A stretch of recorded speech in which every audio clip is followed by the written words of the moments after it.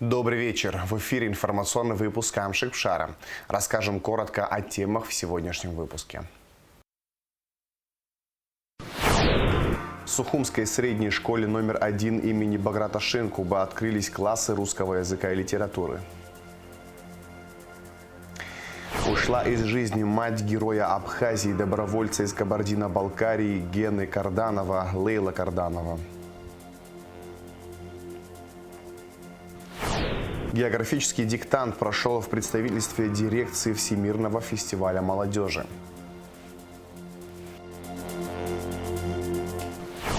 В Москву с богатейшей театральной программой приехал русский драматический театр имени Фазиля Искандера.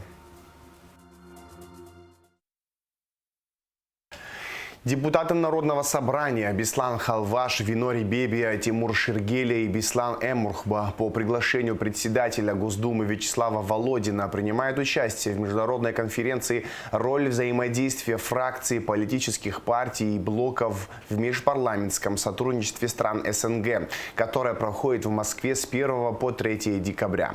На пленарном заседании конференции выступил депутат парламента Беслан Халваш. Затем в рамках программы конференции состоялась встреча с председателем Комитета Госдумы по обороне Андреем Картополовым. Они обсудили ряд актуальных вопросов и выразили готовность к дальнейшему укреплению и развитию межпарламентских связей. О российско-абхазском сотрудничестве шла речь в интервью первого заместителя руководителя администрации президента Российской Федерации Сергея Кириенко, которое он дал абхазскому телевидению и телеканалу Абаза. Смотрите интервью в нашей программе 3 декабря сразу после новостей. Зила Шаби, мы очень рады вас приветствовать на нашей программе и что вы нашли время пообщаться, ответить на наши вопросы. Еще раз большое спасибо. Спасибо. Здравствуйте. Спасибо за предоставленную возможность побеседовать с вами. Спасибо. И табук дарится.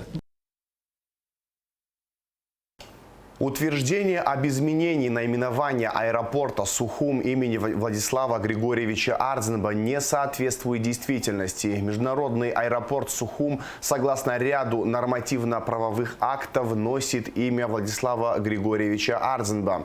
Это название фигурирует во всех документах, касающихся деятельности аэропорта, отметил министр экономики Теймур Размикваби в интервью нашей программе. Есть ряд нормативных правовых актов, которые говорят о том, что международный аэропорт Сухум, его полное название – это Международный аэропорт Сухум имени Владислава Григорьевича Ардзинба.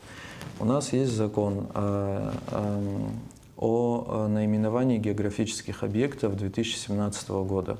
В рамках этого закона устанавливается, каким объектам в каком порядке могут присваиваться наименования. Среди них выделены как раз аэропорты. И Кабинетом министров Республики Абхазия постановлением от 25 октября 2023 года номер 157 было установлено присвоить международному аэропорту в селе Бабышира Гульрипского района следующее наименование: Международный аэропорт Сухум имени Владислава Григорьевича Ардзинба. Это, исходя из нашего законодательства, самый главный документ, который говорит о том, как именно надо и как можно называть сам объект аэропорт. Другого названия у него не существует. Также мы в информации, которую давали вчера, обращали внимание на ряд других документов, которые не устанавливают название, но которые так или иначе упоминают либо аэродром, либо аэропорт. И среди них межправительственное соглашение 2023 года между правительствами Абхазии и России о восстановлении аэропорта и возобновлении авиасообщения. Там тоже упоминается Международный аэропорт Сухум имени Владислава Григорьевича Ардзинба. Ранее принимался ряд актов, с которых в принципе пошло упоминание международного аэропорта вместе с именем Владислава Григорьевича. И первое – это постановление Кабинета министров от 16 апреля 2010 года об увековечении памяти первого президента Республики Абхазия. Здесь устанавливается, что республиканскому унитарному предприятию, то есть не самому объекту, ни имуществу, ни аэродрому, ни взлетно-посадочной полосе, а унитарному предприятию государственному необходимо заменить название. И новое название с 2010 года звучит Республиканское унитарное предприятие «Международный аэропорт Сухум» имени Владислава Григорьевича Ардзенба. И органам исполнительной власти этим постановлением давались поручения привести учредительные документы РУПа в соответствии с данным обозначением, что и было сделано. А также есть постановление 2019 года, номер 111, в рамках которого руководством Республики Абхазия было принято решение о присвоении нашему аэропорту буквенного кода. Это код, который требуется организациям и органам, в том числе других государств, в сфере гражданской авиации, для того, чтобы связать между собой два аэропорта воздушным сообщением. И было принято решение Международному аэропорту Сухум имени Владислава Григорьевича Ардзенба для выполнения международных полетов воздушных судов присвоить буквенный код с наименованием УРАС.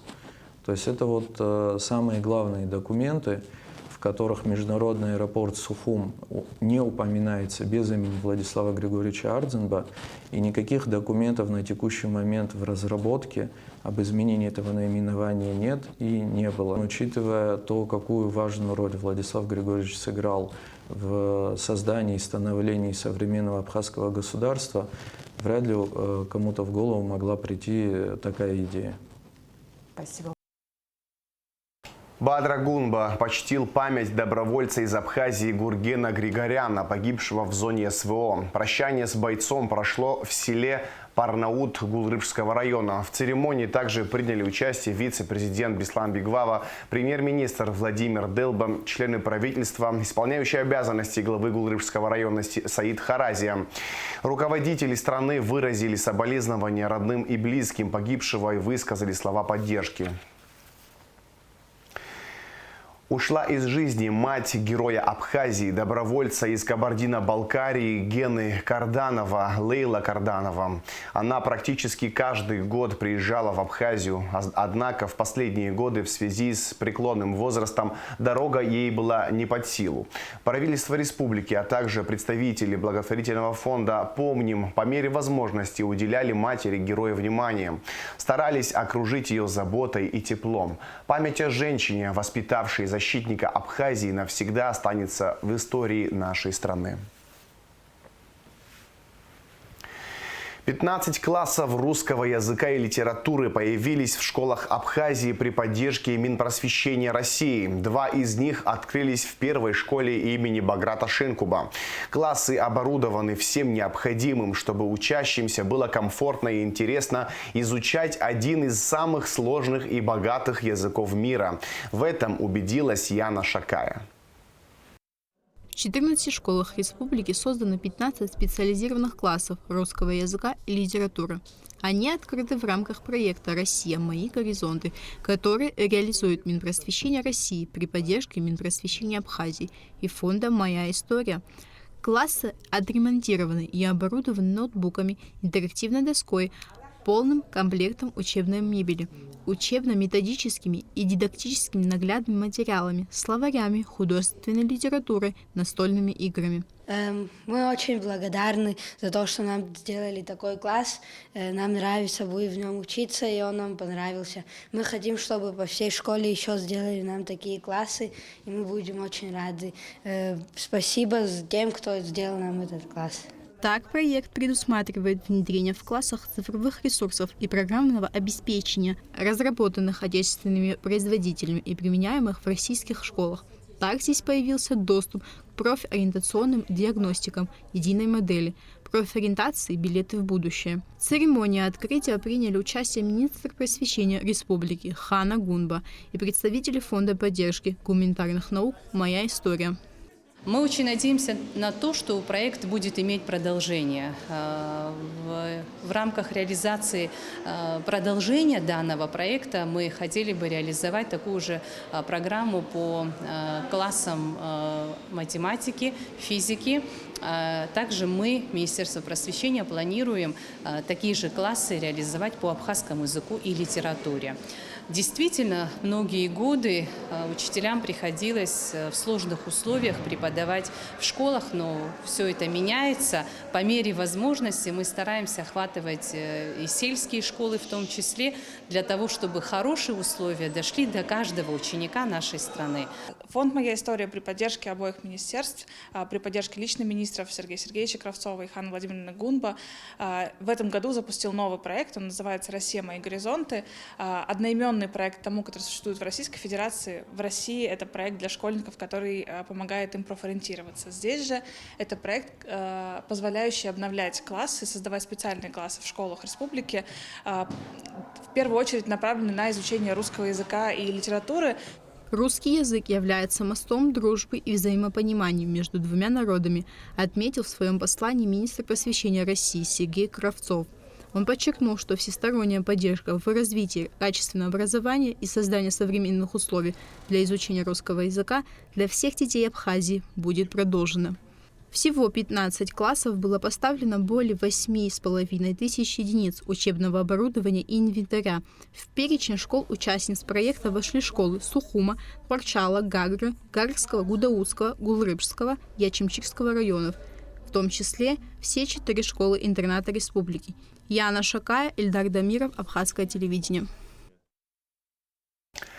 Географический диктант прошел в представительстве дирекции Всемирного фестиваля молодежи. Ежегодная международная акция от Российского географического общества проходит в онлайн и в офлайн формате с 30 ноября до 14 декабря включительно. Подробности в материале Аэлиты Арутюнян. Географический диктант – ежегодная международная просветительская акция Русского географического общества, ставящая целью повышения интереса к науке и национальному наследию, также популяризацию географических знаний. Участие в диктанте могут принять школьники, которые уже начали изучать географию, студенты и в целом любой желающий. В этот раз площадка собрала порядка 25 участников, все они студенты АГУ. Географический диктант – это не в первый год у нас проводится, он уже проводится в 3-й раз. Я в 3-й раз уже участвую с 1-го курса. Географический диктант очень интересный, очень вопросы с каждым годом все интереснее и интереснее. Иногда сложные, легкие бывают. Вообще сама инициатива очень классная, крутая. Мне очень нравится принимать участие, проверять себя. Успехи мои, конечно, с каждым годом, я надеюсь, что будут лучше и лучше. Я на самом деле впервые участвую, и мне кажется, очень будет интересный тест. Я сама захотела принять участие в этом мероприятии. Мне кажется, что такие мероприятия нужны для общего развития. Юлия Красцова, директор представительства дирекции Всемирного фестиваля молодежи в Абхазии, рассказала, что диктант состоит из 40 вопросов. Одна часть относится к знаниям в области географии, а другая из вопросов на эрудицию и логику. Также некоторые вопросы посвящаются 80-летию победы в Великой Отечественной войне. Это ключевая тема этого года. В 11-й раз уже проходит диктант от момента его организации. И эта акция уже стала традиционной на территории Республики Абхазия. Организатором в Республике Абхазия является Россотрудничество. Одной из площадок выступает представительство дирекции Всемирного фестиваля молодежи. В общей сложности проведение географического диктанта занимает час, а вопросы как в офлайн, так и в онлайн форматах идентичны, за небольшим исключением. Задания совпадают, и также они имеют привязку, некую специфику к регионам. Возможно, в отдельных регионах включается 4-5 вопросов, непосредственно относящихся к территории, где проводится акция. Вопросы, как уточняет Юлия Красцова, меняются каждый год, потому что они привязываются к каким-либо знаковым событиям в год проведения географического диктанта. С каждым разом в Абхазии количество участников растет. Республика Абхазия с Россией в очень дружеских, партнерских отношениях и откликнулись провести также на территории республики эту акцию, потому что исторически нас связывает много общих важных дат, много общих событий. Поэтому ребятам, которые у нас сегодня участвуют, будет достаточно интересно попробовать свои силы в познании тех материалов, которые предлагает диктант. Организаторы акции в Абхазии – представительство Россотрудничества и дирекции Всемирного фестиваля молодежи при поддержке Министерства просвещения АГУ и Географического общества Абхазии. По итогам акции на сайте географического диктанта 21 декабря можно будет получить сертификат об участии с итоговым количеством баллов. Дирекция Всемирного фестиваля молодежи уже открылась в Абхазии. До конца года здесь планируют провести такие же занимательные мероприятия, как географический диктант. Различных мероприятий будет больше 20. Аэлита Арутюнян, Давид Хашик, Абхазское телевидение. Главную елку страны начали собирать на площади Свободы в Сухуми. По расчетам специалистов, строительство каркаса завершат в течение недели. Установку главной елки страны проинспектировали глава администрации столицы Тимур Агрба и его заместитель Константин Тарва. Как сообщила инженер по благоустройству управления городским хозяйством столичной администрации Кама Кутелия, в этом году елка будет на 12 метров выше прошлогодней 30-метровой. Для нее уже закуплены новые игрушки. Традиционно в праздничные дни на площади пройдет и рождественская ярмарка. По просьбе горожан будет больше посадочных мест и несколько локаций для фотозоны. Световое оформление аллей, ведущих к площади, также будет обновлено. Добавят новые, произведут реставрацию и заменят старые гирлянды, которые не горят. Торжественное открытие главной елки намечено на 23 декабря.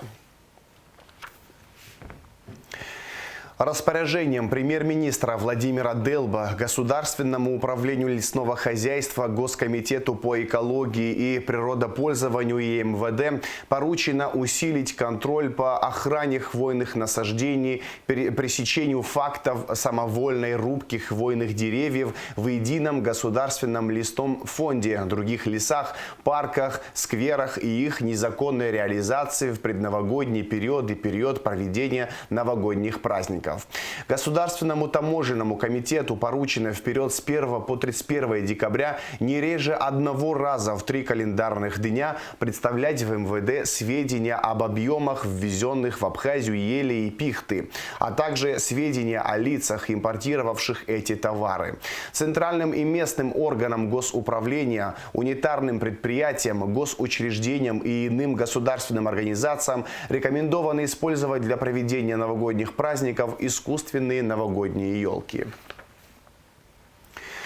Сотрудниками милиции выявлено 2 факта незаконного хранения наркотического вещества. Оперативные мероприятия по изъятию запрещенного вещества были проведены в Гагарском и Гудаутском районах. Жителю Гагарского района 1974 года рождения вменяется преступление, предусмотренное частью 2 статьей 223 Уголовного кодекса Республики Абхазия. Магдисян Аганес Грачевич задержан сотрудниками уголовного розыска Цандрипского отдела милиции УВД по Гагарскому району по подозрению в незаконном приобретении, хранении наркотических средств в крупном размере. Масса изъятого наркотического вещества марихуана составила 25,756 тысячных граммов, которые подозреваемый хранил в ветхом строении своего домовладения до обнаружения и изъятия сотрудниками милиции. Расследование проводит следственный отдел УВД по Гагарскому району. На время предварительного расследования гражданин Магдисян ограничен подпиской о невыезде и надлежащем поведении. Аналогичное преступление вменяется жителю села Куланарха Гудаутского района Пилия Омару Тенгизовичу 1991 года рождения. Последний был задержан в результате реализации оперативной информации сотрудниками отдела уголовного розыска УВД по Гудаутскому району совместно с сотрудниками УКОН МВД Республики на посту ГАИ Бамбора. В ходе личного досмотра задержанного обнаружено изъято наркотическое вещество марихуана в крупном размере. Расследование в рамках уголовного дела, возбужденного по части 2 статьи 223 Уголовного кодекса Республики, проводит следственный отдел отдела внутренних дел по Гудаутскому району.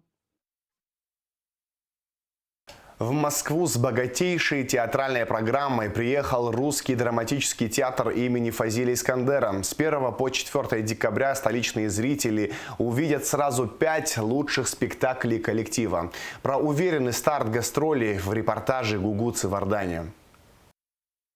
Старт дан, примерный показ на легендарной сцене Малого театра. Спектакль «Пастух Махас» по новелле Фазилия Искандера, история в которой абхазский колорит, философская притча и тонкий юмор сливаются воедино. История внешне проста. Тихий пастух Махас мстит за поруганную честь дочерей. Но на сцене это разворачивается в мощное многослойное действо. Это не кричащая мелодрама, а глубокое, сдержанное, а того еще более сильное высказывание о главном, о достоинстве, о клятве, о той самой непреложности традиций, которая становится стержнем личности. Режиссер постановки Олеся Невмежицкая очень тонко прикоснулась к материалу. Можно сказать, спектакль был поставлен в полноценном соавторстве с Искандером. А что касается античных героев, то я долго думала, потому что к этой новелле мне казалось, что нужна какая-то вертикаль. В общем, я начала искать Грецию, очень долго искала ее, что-то греческое, что-то Платона, диалоги. В общем, ходила я очень далеко, а потом в результате нашла это все у Фазиля Искандера. Там же у него есть такая маленькая пьеска, рукопись, найденная в пещере. Он сочинил эту историю, как бы сделав ее... как будто бы это было когда-то, да, как миф, как такую некую легенду, но на самом деле это просто сочиненная им история о том периоде, когда Сократ сидит в тюрьме и ждет казни, и приходит человек из Апсилии, то есть из Абхазии, и приглашает его избежать казни и уплыть вместе с ним в далекую Апсилию, то есть Абхазию, и таким образом спастись. И вот этот вот, как сказать, и автор единый у этих двух произведений, и страна, и как бы все вместе совпало. И как выяснилось, когда я стала читать, я была поражена, что и тема тоже как бы совпадает. Успех спектакля всегда рождается на стыке текста, режиссуры и актерского чувства. И особенно важно ощущение самих артистов, их связь и с материалом, и с залом. Актриса театра Ирина Делба поделилась тем, что значит для труппы эти московские гастроли и в чем, по ее мнению, секрет универсальности искандеровской истории. Ожидание праздника, ожидание счастья, каких-то положительных больших эмоций, потому что мы весь год ждали этой поездки. И вот наконец-то она произошла. Спектакль «Пастух Махас», где можно посмеяться и поплакать, увлечься событиями и замереть в ожидании развязки, задуматься о своем и развлечься, получая колоссальное удовольствие от настоящего театра. Но это, как говорят в театре, только первый акт. За 4 дня гастроли Росдрам представит в Москве всю палитру своего репертуара. От русской классики до магического реализма Маркеса в постановке «100 лет одиночества». И это не случайный набор, а продуманная программа, которая показывает лицо современного абхазского театра. Мы очень дружим с Малым театром и даже, можно сказать, уже породнились с Малым театром, потому что в следующем году в Щепкинском училище оканчивает обучение целевой курс для нашего театра. И в наш театр приедет целая новая молодая плеяда актеров Щепкинской школы, школы Малого театра. Поэтому для нас очень важно, что мы в Малом театре сегодня открываем наши гастроли. И еще, получается, 3 дня мы будем здесь. На самом деле, достаточно уникальная, мне кажется, программа и набор спектаклей. И здесь, на сцене Малого театра, мы можем показать наши спектакли большой формы. Не все то, что мы можем показать, скажем, в театре на Страстном. Здесь сцена позволяет это сделать. Поэтому мы привезли эти большие масштабные спектакли, которые очень любят зрители в Абхазии за ее пределами. Культурный мост между Москвой и Абхазией, выстроенный из искандеровской прозы, тургеневской психологии и абхазской души, открыт. И, судя по сегодняшнему вечеру, по нему готовы пройти очень многие. Руки красные, видите, сорвали все аплодисменты, просто на бис вызывали. Даже еще слезы, особенно последняя акапелла, просто фантастические. Были буквально 3 месяца назад на этом спектакле в городе Сухум. И даже не сомневались, когда узнали, что ребята приезжают с гастролями в Москву. Первым делом, мне кажется, мы купили одними из первыми эти билеты. Раз в полгода мы стараемся приезжать в город Сухум, и наш каждый отпуск не обходится без посещения Росдрама. Сильная постановка, чувствуется глубина, и мне очень понравилось, что показано мужество мужчин. Мужество принять решение, мужество дать клятву и мужество воплотить это в жизни, не побояться, не отступить. я честно скажу, я не так часто хожу в театр, мне далеко не каждый спектакль заходит. Но этот театр мне нравится глубиной и тем, что они несут вот такую классику, действительно не искаженную, без, скажем, в кавычках, авторского прочтения. Я большой фанат русского драматического театра. Всегда, когда приезжаю в Абхазию, его посещаю. Сегодняшняя постановка произвела большое впечатление. Я не думал, что настолько можно до глубины души раскрыть такую тему, которая, с одной стороны, тебя делает твое настроение печальным, но потом за счет столь тонкой постановки дает тебе возможность и посмеяться. Каждый раз мы ходим в ваш театр. Да, потрясающая группа, актеры. Проект «Большие гастроли» – одна из ключевых программ Министерства культуры России, которая открывает дорогу лучшим коллективам. О том, какое место в этом плане занимают гастроли Сухумского театра и что они значат сегодня, нам рассказал представитель Росконцерта Владимир Черкасов. Если мы говорим про большие гастроли, собственно, по этой программе сегодняшний наш гость Москвы находится здесь. Это большие гастроли, зарубежное направление и Сухумский драматический театр в Москве на сцене выдающегося театра России, Малого театра.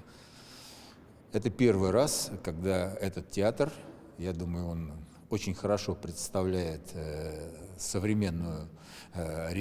лицо современной, так сказать, республики Абхазия, поскольку у него уже есть, у этого театра, свой зритель во многих регионах России. Поэтому я думаю, что он сегодня и в следующие дни в Москве представит республику Абхазия только с хорошей стороны. Пастух Махас задал высочайшую планку. Это не просто гастроли, это возможность показать Москве живое дыхание театра. Пастух Махас доказал, что настоящий театр – это не про место на карте, а про состояние души, про то, как история может стать зеркалом для каждого в этом зале.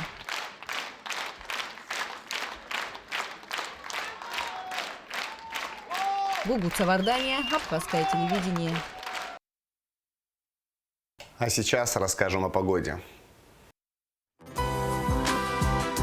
В среду, 3 декабря, в Абхазии ночью возможен дождь, гроза, днем без осадков. Температура воздуха ночью 5-10, днем 10-15 градусов тепла.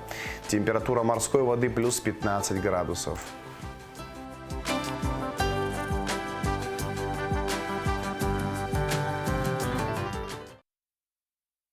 На этом информационный выпуск Амшевшара подошел к концу. Всего хорошего. До свидания.